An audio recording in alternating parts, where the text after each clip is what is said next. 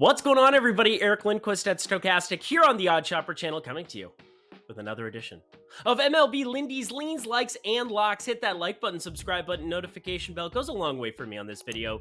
Goes a long way for you. You become a prize whenever great betting content is going live here at our little neck of the YouTube woods. What a great weekend it was, having baseball back in the mix. Hopefully you enjoyed it. Lots of things to break down about what we saw. We still haven't seen fourth and fifth starters from these teams, so that's going to be the fascinating part about Monday. 15 games, every single team in MLB, all 30 of them. I've broken it down for you. I'm ready to rock. We do leans, likes, and locks on this program. A lean just means that I haven't bet it yet. I'll talk you through the process of why it's still my favorite bet from that specific game, but don't bet everything. Do not bet all 15 games. That would be a bad idea. A like is something that makes my betting card, and then we'll talk through the process of why. And a lock, those are my favorites. You can take those to the bank. Those are the ones that I want to be betting the absolute most. Got some interesting locks, I think, on this one, because sometimes value is the name of the game. Just like value is the name of the game over at Bet365. You bet $1, you get $200 in bet credits just by signing up. There's only 4 states where this is available in. It is Colorado, New Jersey, Ohio, and Virginia. Those 4 states are very lucky, and if you live in one of those, take advantage of this. Bet365 is a very reputable book coming from overseas, coming over to the US, and they want to just give you a bunch of bet credits right now with very little strings, well, 0 strings attached, in fact. Bet $1, get $200 in bet credits when you deposit $10 or more at their book. You can use those odds. We're going to have those available for you on Odd Shopper for everybody who has Odd Shopper Premium coming up here very, very shortly. We're integrating that into the system, so looking forward to that as well. And if you have a gambling problem, please call 1-800-GAMBLER. It's if you're 21 and over. Alrighty, y'all. 15 games, 30 teams, everybody in play. Lots to get to. Let's get to the picks, shall we? We begin with afternoon ball in Milwaukee. Carlos Carrasco of the Mets taking on Freddie Peralta of the Brewers. And Carrasco is a great story. Was a stud for Cleveland, got cancer, recovered, found his way onto the Mets, and found some form last year after an abysmal 2021 season. The K's got back to around 23.6% last year, and while he's nowhere close to the form he had in the mid-2010s with Cleveland when he was a true ace, he can be a serviceable pitcher if he can just avoid the hard contact that's crept back into the play for him in recent years. But I am far more excited to back Freddie Peralta starting here. For one, he's very good at the pitching of baseballs. A 2.70 expected ERA in 2022 despite a 3.58 ERA last year, a 190 expected batting average, and a 300 expected slugging. Those are good numbers. He's also just all fastball, no gimmicks, just throwing that pitch over half the time. But despite the fact that it sits below 93 miles per hour, it is a plus pitch. It has vertical movement. So if he stays healthy, he's a very obvious weapon for this Brewers starting rotation. And the fact that he went 4 2/3 innings in his last spring start tells me he should be in line for decent enough work here. So with the lefties that Carrasco must contest with here, Christian Yelich, Jesse Winker, Rowdy Tellez, there's enough pop there that causes problems at a field like American Family Field. And we got to enjoy a healthy Peralta while we can, so pretty straightforward for me here, even against a good Mets lineup. A like play for the Brewers money line here at -125, currently available at DraftKings Sportsbook. Giants and White Sox up here next. Anthony DeSclafani going for the road team, and Michael Kopech for Chicago. Starting with DeSclafani, he had a brief and brutal 2022. A 6.63 ERA, a 5.49 expected ERA. And most of that was out of the pen, so my guess here is DeSclafani plays some sort of an opener role here. Gabe Kapler, the manager of the Giants, didn't deploy Sean Manaea. That's who I've got my eye on as a potential guy who leaks into the starting, well, not into the starting, but plays the piggyback type role here. So I think he makes sense as the logical candidate to fill that role, but it's very, very hard to know. He was not deployed over the course of that New York series, though. Manaea, we'll just break him down quickly, too. He's well known from his time in Oakland, and whatever. It's one bullpen arm. He's probably going to pitch 3-4 innings, maybe tops. So I'm not in love with backing that lefty. He had a really rough year last year. Whatever.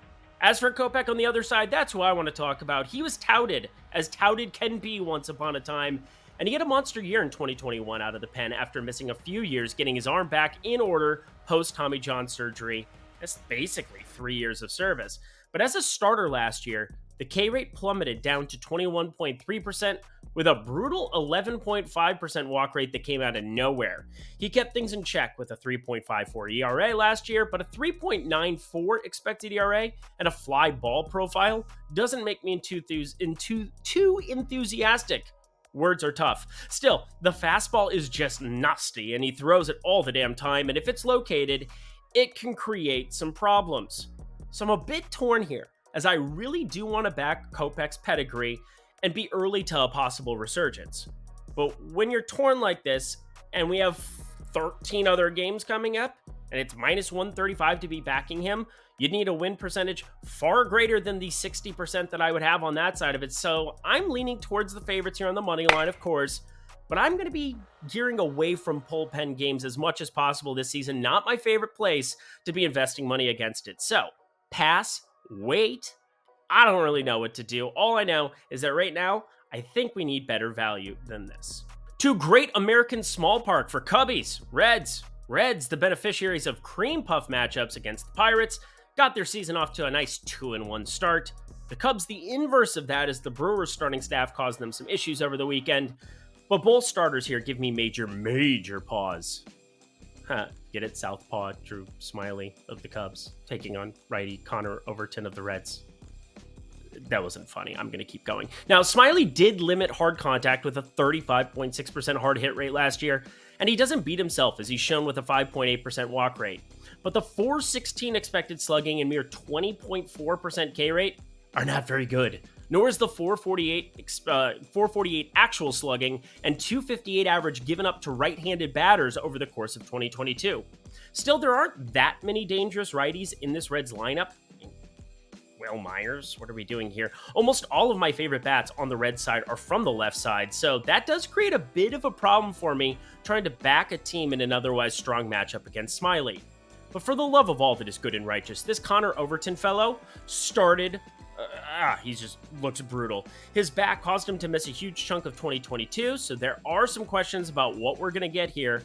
But on the surface, he does not look calm and ready to drop bombs, because I do not want to keep forgetting 2.73 ERA and a 3.41 expected ERA, which sound great in theory, but he's not that good. His BABIP was through the moon. So against an improved Cubs lineup, he's facing here with Dansby Swanson and Trey Mancini as additions, a healthy Ian Happ and Patrick Wisdom, and Overton just had a 11.3% K rate last year. That is as low can get, meaning the ball is going to get hit by some power bats.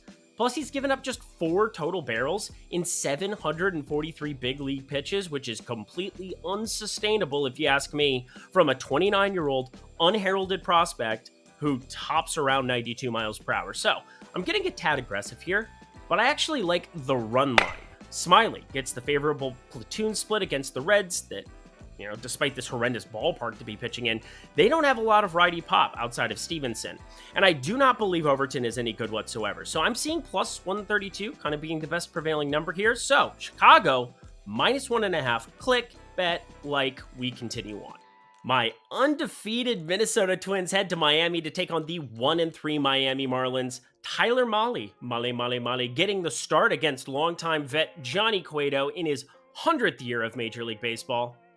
That might be inaccurate, but Mahle was acquired at the deadline from the Reds last year, and he had some monster starts before getting murdered down the stretch and then shut down at the end of the season because of a sore shoulder. Now, his spring did not inspire greatness, nearly a 6 ERA, but getting that velocity up and the shoulder feeling good was the goal, so I'm disregarding it entirely. When healthy, he was dynamite, and that's proven by a K rate north of 25% in each of his 3 seasons. And his worst expected ERA in that span was 3.73. That's good stuff. And the Minnesota Pen looked dynamite in Kansas City in some favorable hitting conditions over the weekend, giving up just 3 runs over the course of that 3-game stretch. Jorge Lopez, complete stud. Emilio Pagan, occasionally a stud. Now, being a Minnesota sports fan, I'm a little over-enthusiastic right now, but so far, so good on the baseball front. As for Cueto, this dude, just deception, weird leg kicks, different directions, tried to mix up arm angles, although a pitch clock probably won't help him very much. Gotta get rid of the damn ball now. The K rate has never really been there his entire career, especially not last year, a career low 15.7%.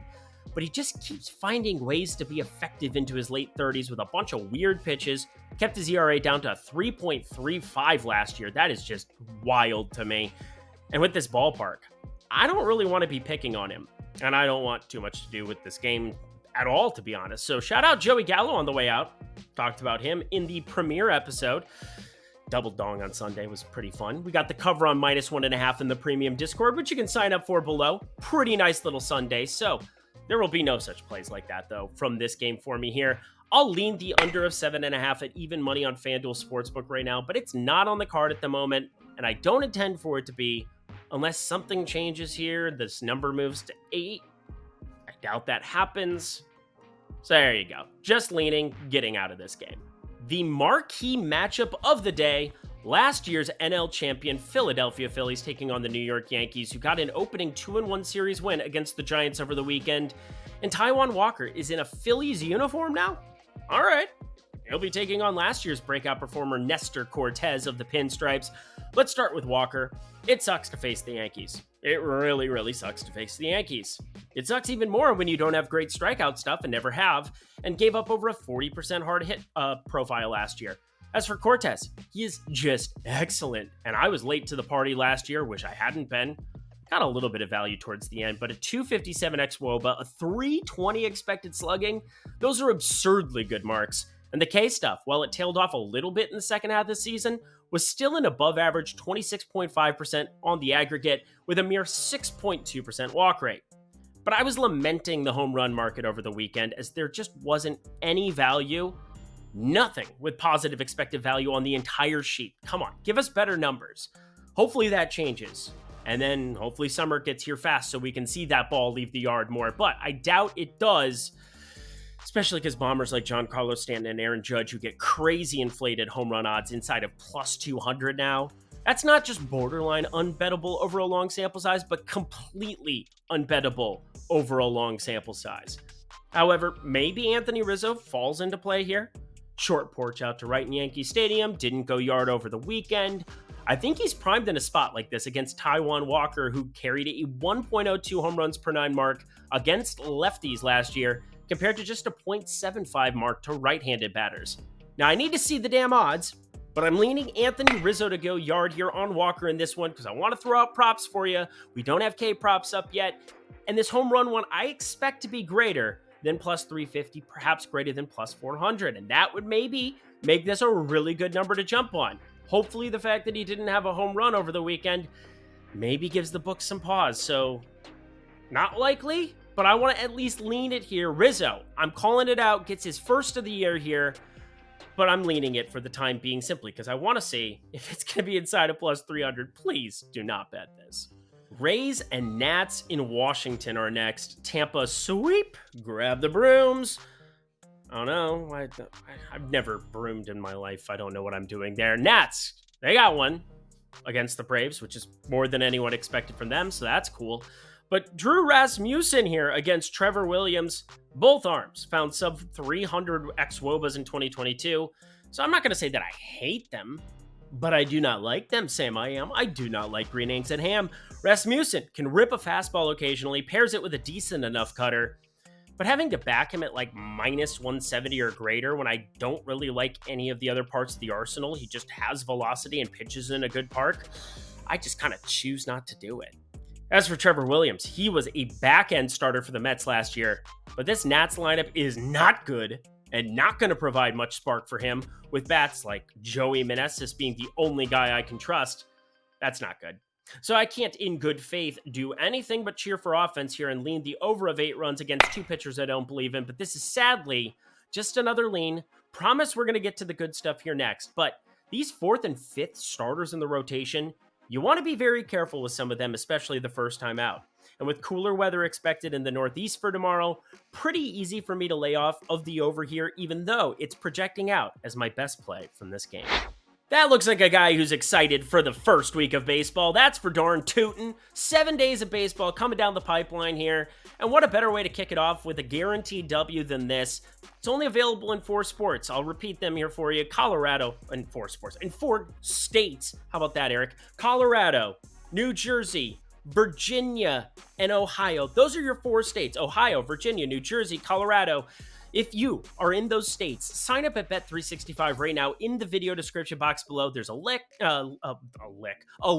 You click on the link. Can you tell I'm tired? You click on the link and sign up, betting $1 or more on anything on the board for the MLB tomorrow.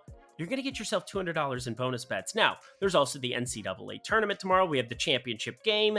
That's going to be a doozy.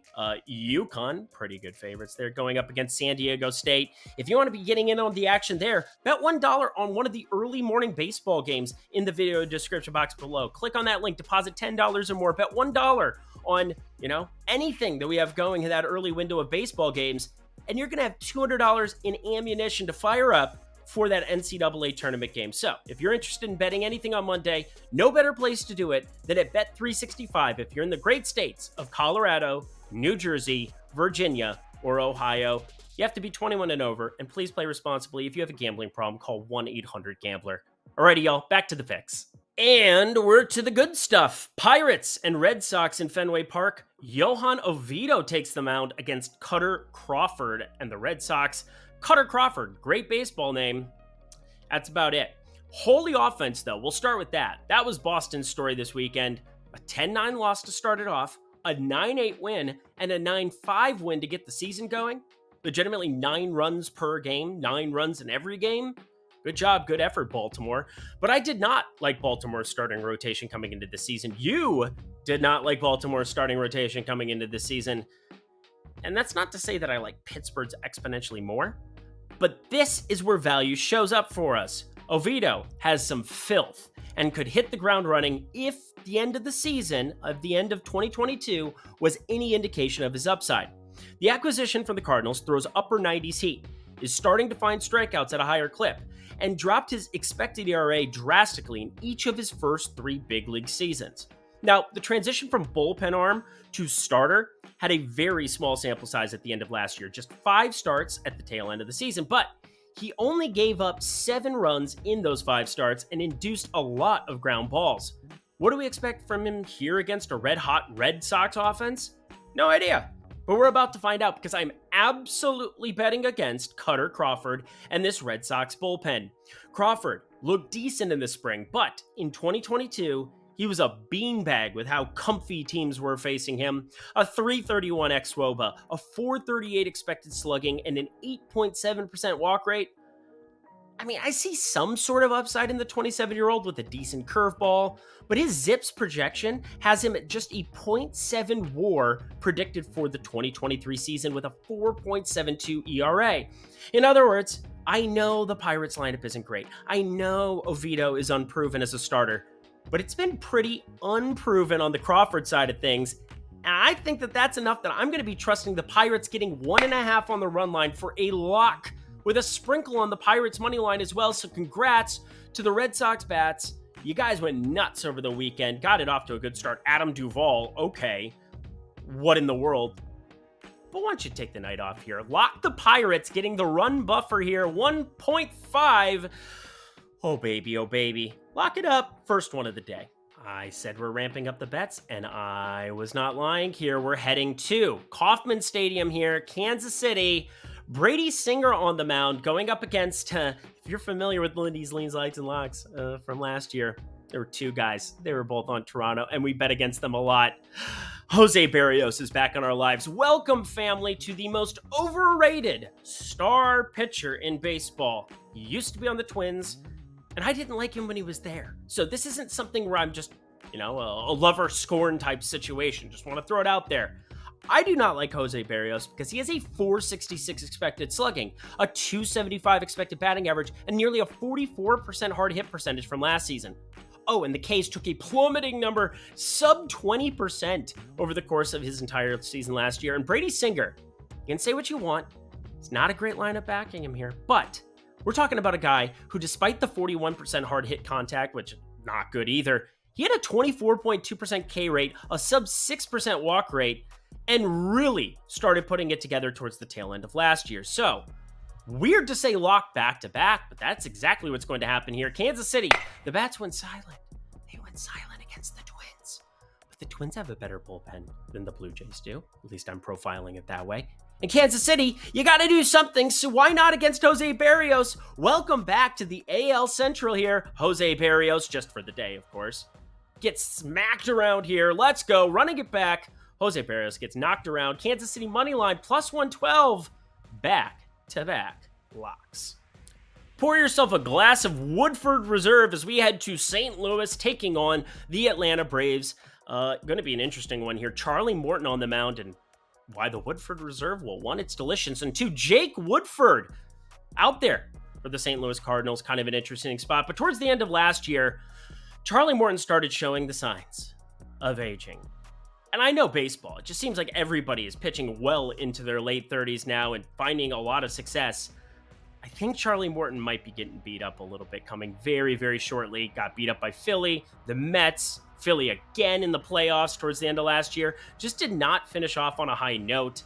I have question marks about the K rate sustaining around 28.2% going forward. The walks crept up, the hard hit crept up.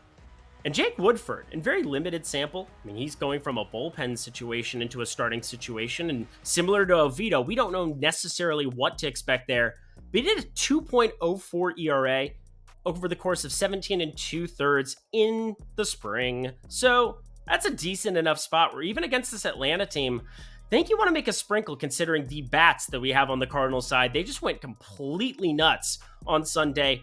But I'm a big fan of Nolan Gorman. Nice to see him get into the mix there from the left side. We've got Brendan Donovan also from the left side. You got Walker in the outfield, adding, of course, to Goldschmidt coming off of an MVP season, and Nolan Arenado.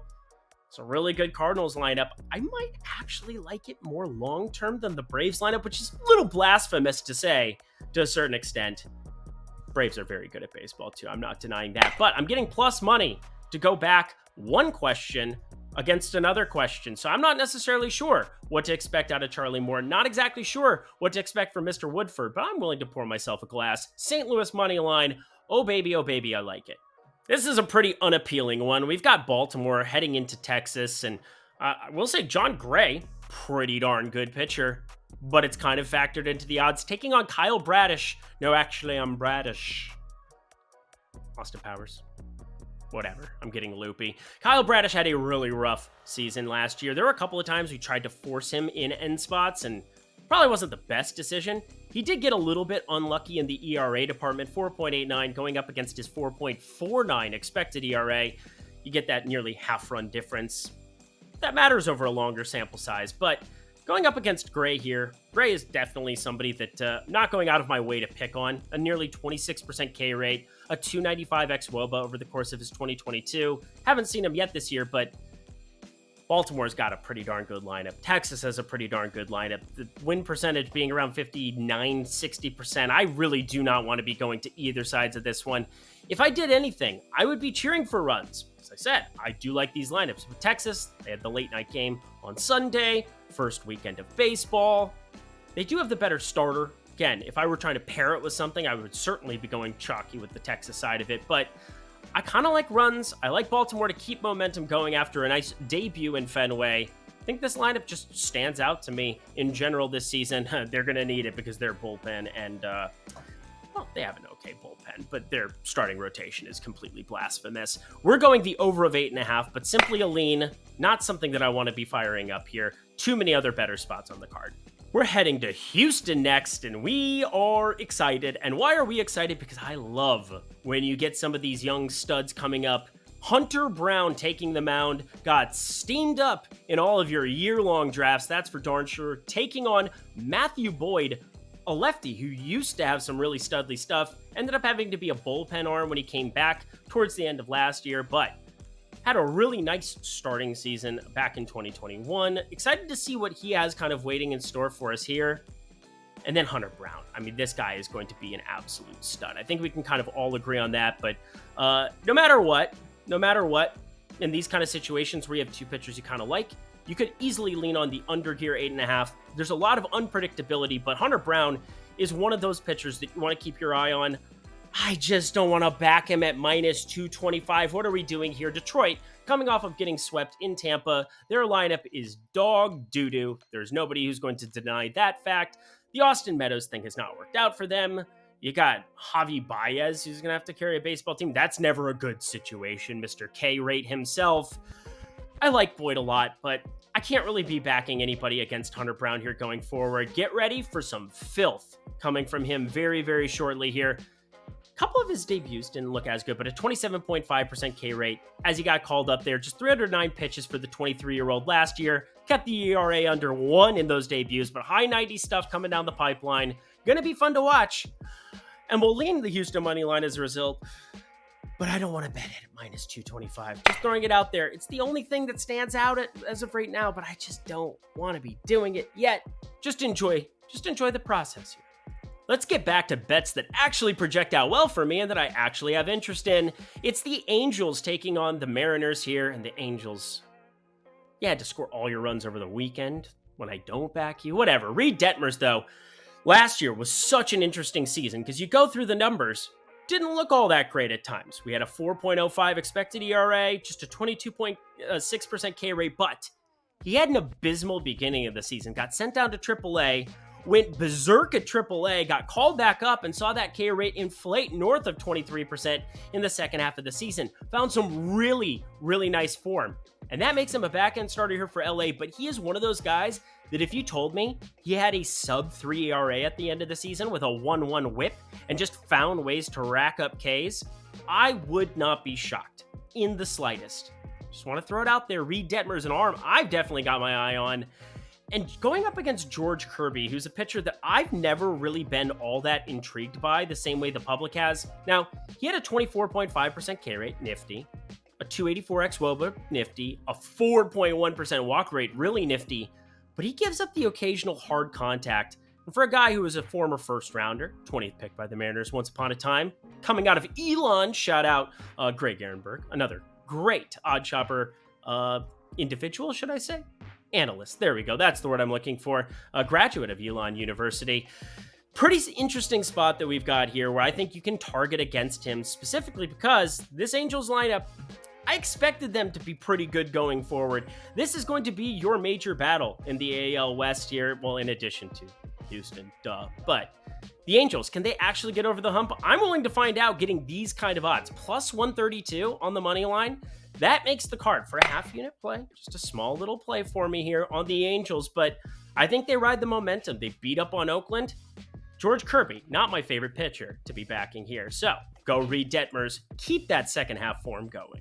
As we jump over to this next one, hit that like button, hit the subscribe button, hit the notification bell. 15 games. We're burning the midnight oil for you, or I guess it's still daylight out there. The afternoon oil? The evening oil? I mean, it's evening now. Whatever else. Nobody cares. Nobody cares. Just work harder. We've got Cleveland here taking on the Oakland Athletics, and Oakland is terrible. Can we accept that? They're really bad. They've got Zach Plesac here going for Cleveland, and then James Caprillion on the mound for the Oakland Athletics. I missed doing that. Actually, I did not at all. That was pathetic. But James Caprillion is not good at the throwing of the baseballs. Over a 10% walk rate with just a 17% K rate in 2022. That is not the stuff good major league pitchers are made out of. Zach Plesac, though, is probably the most agitating person on planet Earth to be backing because he shows signs of things, but then he has a 474 expected slugging, a 17.6% K rate over the course of last year. None of that is appealing, but he'll find form against bad teams, and that's where I think Cleveland, I just expect them to slap around James Caprillion. That bullpen has nothing in store for it. You saw that going up against the Angels over the whole weekend where they gave an infinity runs to them there. And James Caprillion, I'm just going to be betting against him when I have opportunities, but I don't think those opportunities are necessarily with Plesac. If I did anything here, the minus 1.5 does stand out considering you're getting a nice plus 110 number, but there's just so many other better spots on the card. I expect prop exposure to show up in the premium Discord as well, so I'm going to go, that's a lean. Not on the card as of now. Maybe it finds its way on later because, again, James Caprillion, not good at the throwing of the baseballs. You want to get weird? Let's get a little bit weird. We've got the Arizona Diamondbacks taking on the San Diego Padres, and Padres gonna Padres. They had some interesting stuff happen over the weekend. I think they're gonna be just fine. I think we all expect them to be just fine, but they've got a southpaw in Ryan Weathers on the mound, taking on righty Ryan Nelson. Ryan Nelson of the Arizona Diamondbacks, and he had 3 outings last year. I I do not expect him to keep this kind of pace going. The man was insane in those outings. 3, 6, 5 and a third innings. Followed him up with a 1.47 ERA, a .82 whip. None of that is sustainable. Mid-80s pitches in all of them. That's kind of where I'm projecting him here in this spot as well. But going up against the other guy on the other side, Ryan Weathers, is really, really bad at the throwing of baseballs at time to time. Only a 14.3% walk rate, 19% walk rate as well there.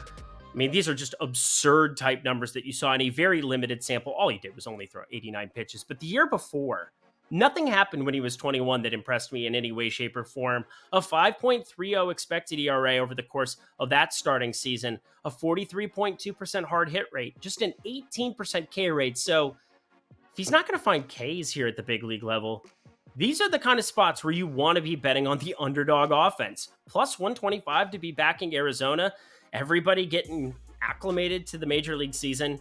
That's called value. I'm on a lot of underdogs early in the season. I think you should be too when you're talking about a San Diego team that has a lot to prove, a lot of pressure going on them in the early parts of this season. Not that that's going to be factored into any of my analysis, but definitely doesn't hurt when you have something projecting out as well as this is, 45% win percentage at plus 125. That's a like. Another half unit play for me. Pretty easy to get on the board there. You saw Arizona sneak one against the Dodgers there on Sunday, split the series 2-2. Interesting things that we've seen out of them. Really like Corbin Carroll, I think, going forward. That's going to be a guy to be paying attention to there. Bad fifth there for a lot of that series against the Dodgers. So keep your eye on him, too, in the old prop department. But Arizona money line, plus 125. Think there's value there. And we round out our evening with the team that I am very mad at. I thought the Dodgers were going to blast Zach Davies into another stratosphere, but alas, earwax. That's a Harry Potter joke. That was a Sorcerer's Stone Harry Potter joke. But either way, we're looking at a completely different spot here. Colorado taking on the Dodgers in this one, and anybody who's going on the mound for the Dodgers, I gotta trust at a certain point, but this is about as unappealing as it gets from their spot. You got Michael Grove going. Should probably get his name right. That would be nice. Sorry to his family and friends. But he gets to face Ryan Feltner here, who is just, he has not felt it of late. 42.6% hard hit rate last year at 454 expected slugging. Michael Grove, you see these pitchers come up all the time from the Dodgers system. They just kind of hit the ground running. He's a little bit of a late bloomer. He was a former second rounder in 2018. He's up to 26 years of age, only that one big league season there, but a 3.10 expected ERA over 472 pitches at the big league level. That's some decent enough StatCast data where I think that he requires a little bit of backing here. And the Dodgers lineup, whatever happens Sunday, we're going to disregard it. Zach Davies, you let Zach Davies just limit you. I'm still mad at you. But either way, I expect Feltner to get felt here. That is for darn sure. It's a pretty interesting spot, but it's another small like. We're going to round it out with a like. Yes, another play that makes the betting card minus 1.5 on the Dodgers. The better bullpen, the better team. Yay for the Rockies. They ended up finding us a nice W. The nice parlay that we had on Friday in the premium Discord, we got Colorado plus 1.5 across, along with a couple of other plus 1.5s, but I'm going the opposite side of it, minus 1.5 Dodgers side, rounding out our betting card for Monday. And that does it for another 15-game edition of Lindy's Leans, Likes, and Locks. Hit that like button, subscribe button, notification bell on the way out. Let me know in the comment section below what your favorite bets are for Monday. If you want to get all my prop exposure, I'm sure I'm going to be paying close attention to K rates. Going to look at a lot of pitch counts, see if we can't find ourselves a couple of edges like we did over the course of the weekend with 3-0 on K, well, actually 4-0 on K props. We had that Mets guy that ended up coming through on Sunday too. So a nice start to the K props for us in the premium Discord. You can sign up for that below. Use promo code Lindy when you do. And then if you're in Colorado, Ohio, New Jersey, or Virginia, use Bet365, bet $10 on anything, or deposit $10, bet $1 on anything, get $200 in bet credits. Enjoy baseball tomorrow, 15 games throughout the day, going to be a blast. The NCAA tournament tomorrow night as well. And then I'll be back with the NBA streets. No NBA on Monday. I'll be back covering that for Tuesday's slate. Until then, I'm Eric Lindquist. Best of luck in the MLB streets on Monday.